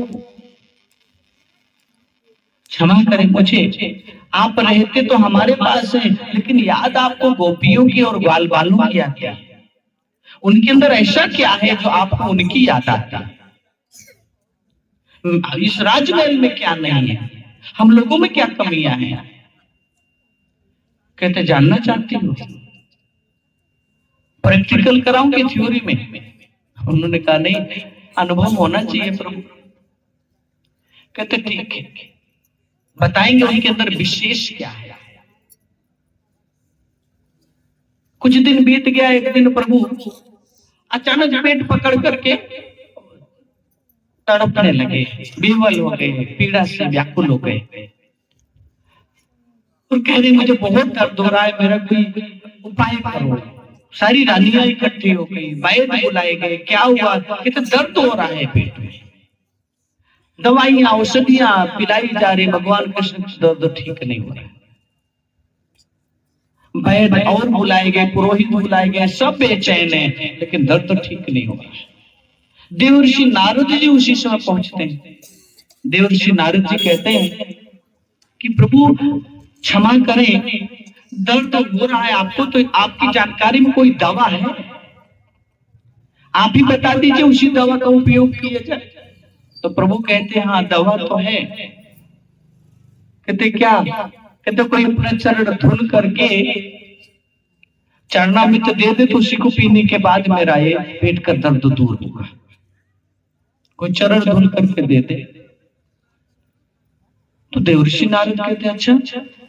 महारानी रुक्मिणी से कहा, सत्यभामा से, सत्या से, सभी रानियों से कहा, 16,108 रानियों से कहा, सबने कहा अरे नरक में जाना है, पति को चरण धो करके हम चरण पिलाएंगे, चरण में। सबने मना कर दिया, हमें नरक में नहीं जाना है, ये तो पाप है, ये तो महापाप है, ऐसा हम कैसे कर सकते हैं? देवर्षि आप ही कर लीजिए। देवर्षि कहते नहीं, मुझसे नहीं होगा। तो भगवान कृष्ण कहते हैं कि कोई उपाय करो, नहीं तो मेरे प्राण निकल जाएंगे। देवर्षि ऐसा करो, गोकुल चले जाओ, वृंदावन चले जाओ। तो देवर्षि नारद चले गए और वहां देखा तो गोपिकाएं ध्यान में बैठी हुई, एक गोपी बस बेहबल है। वहां पे पहुंचे, देवर्षि कहते हैं कि आप किसका ध्यान कर रही हैं? तो एक गोपी ने का ध्यान है कि इसका क्या करें? अरे कृष्ण है जो हमारे दिमाग से निकलता ही नहीं है, उसको निकालने के लिए ध्यान कर रहे हैं। तो नारद जी सोचते दुनिया के लोग प्रभु को बसाने के लिए ध्यान करते हैं, और ये प्रभु को निकालने के लिए ध्यान कर रहे अद्भुत लोग हैं भाई, गजब। कहते वो जब से गया उस छलिए ने एक पल के लिए भी हमें चैन से जीने नहीं दिया, हमेशा उसकी याद आती है। मैं चाहता हूँ निकल जाए दिल से, चैन से हम जी पाए, वो निकलता नहीं हमारे दिल से। देवर्षि नारद भावुक हो गए, जिसको एक पल के लिए भी मन में नहीं बसाया जा सकता वो इस कदर बसा। तो सब गोपियों ने कहा कि अच्छा आपका आगमन किस लिए हुआ है? देवर्षि अचानक कहते कि वो कृष्ण जो है, द्वारकाधीश जो है, उनके पेट में दर्द हो रहा है, सब बेबल हो गई। क्या हुआ, कैसे हुआ, क्या उपचार है? कहते इसलिए आया हूँ, कोई अपने चरणों को धो करके चरणामृत दे दे तो कृष्ण ठीक हो जाएगा। तो सारी गोपिकाएं कहते अच्छा मेरा चरण धो लो, मेरा चरण धो लो। सारी गोपिकाएं, नारद जी कहते अरे नरक मिलेगा आपको। गोपिकाएं कहती है पहले मेरा कृष्ण ठीक हो जाए, फिर नरक में भी हम रह लेंगे। अपने भगवान के लिए नरक में जाना पड़े तो नरक भी अच्छा है हमें, बाद में जो होगा देख लेंगे। पहले मेरा श्याम ठीक हो जाए, मेरा मोहन, मेरा कृष्ण, मेरा प्रीतम सुखी तो हो जाए। और चरणामृत लेकर के देव ऋषि नारद पहुंचे और भगवान कृष्ण को पिलाया। प्रभु स्वस्थ हो गए, वो तो खेल किया था। फिर प्रभु कहते हैं कि किसने दिया चरणामृत? कहते सबने दिया। और भगवान कृष्ण मुस्कुराए, पटरानियों की तरफ, महारानी रुक्मिणी की तरफ देखा, देख करके मुस्कुराए कि इसीलिए मैं गोपिकाओं से प्यार करता हूं, उनके बिना मुझे कुछ अच्छा नहीं लगता, क्योंकि मुझे प्राणों से ज्यादा प्यार करती है। उनको अपने नरक की चिंता नहीं है, उनको मेरी चिंता है। जिनको मेरी चिंता है उसकी चिंता मुझे रहती है, जिनको मेरी चिंता नहीं है तो फिर हम नहीं। जिसका मन भगवान में लगा होता है, भगवान का मन उसमें लगा होता है, दोनों में अंतर नहीं है। एक साथ हो जाते हैं। ऐसे भक्त और भगवान में कोई अंतर नहीं है। जैसे दूध और पानी, दूधिया दूध निकालते हैं ना, दूध। अब दूध को आप आग के नीचे आग जला दीजिए, ऊपर दूध रख दीजिए किसी बर्तन में, तो फिर क्या होगा? दूध बहने को आतुर होगा, बहना चाहता है दूध। लेकिन उसमें पानी का छींट मार दीजिए तो शांत हो जाता है दूध, क्योंकि दूध के अंदर जो पानी है वो अपने प्रियतम पानी से मिलना चाहता है। पानी मिल गया तो उसका प्रेम मिल गया, वो शांत हो जाता है, उसे मिलने के लिए उबलता है। और जो पानी उसमें आपने डाला, वो पानी भी दूध के भाव बिकता है, उस पानी की भी कीमत बढ़ जाती है, क्योंकि दूध का संग किया। 1 लीटर दूध में 50 ग्राम पानी तो मिला के बेचते ही है लोग, दूध के भाव बिकता है। और अगर कोई उसके भाव को कम करना चाहे, आग पे जलाता है तो पानी उड़ने लगता है, तो पानी उड़ता है तो दूध भी उड़ना चाहता है कि मेरे अंश को मुझसे अलग मत करो। और जैसे ही दूध निकलना चाहता, बाहर गिरना चाहता है, पानी पुनः मारते, पुनः पानी को पा करके दूध फिर शांत हो जाता है। ये प्रेम की रीत है। एक दूसरे के बिना दोनों को चैन नहीं मिलता। भक्त के बिना भगवान को, भगवान के बिना भक्त को, ये भक्तों की रीत है। और ये प्रेम की कथा है, ये मिलन की कथा है। भगवान कृष्ण मुस्कुराए, मुस्कुराते हैं तो रुक्मिणी को समझ में आ गया और भगवान कृष्ण को आंखों से अश्रु बहने लगे और सिसक करके रोने लगे। अब उनसे रुका नहीं जा रहा, क्योंकि पूरा गोकुल याद आ गया। माँ यशोदा, नंद बाबा, ग्वाल बाल, गोपिकाएं, माँ राधा, सबको वचन दिया था एक बार जरूर मिलूंगा। बुलाया क्रूर जी को कि क्रूर जी जाओ गोकुल में जाओ, सबको बुला के लाओ। उनको देखे बिना अब जिया नहीं जाता, रहा नहीं जाता, सबको संदेश दो। और अक्रूर जी ये भावना लेकर के गोकुल की तरफ बढ़ गए, सबको मिलने के लिए, कृष्ण से मिलने के लिए। क्योंकि कृष्ण भगवान जानते हैं कि अब समय आ रहा है शरीर को छोड़ने का, और कल हम भगवान कृष्ण के स्वधाम गमन की लीला श्रवण करेंगे, गोपियों के मिलन की कथा श्रवण करेंगे, और परीक्षित के परम गति की कथा श्रवण करेंगे। समय को ध्यान में रखते हुए कि आत्मा परमात्मा से मिल पाए, कि आत्मा परमात्मा के मिलन की कथा, शरीर का मिलन नहीं। गोपिकाएं आत्मिक रूप से मिले थे कृष्ण से, उनको ब्रह्म ज्ञान मिला था। इसलिए संतों ने कहा, नाना शास्त्र पठित लोके नाना देवत पूजनम, आत्मज्ञान ज्ञान पार्थ सर्वकर्म निरर्थकम।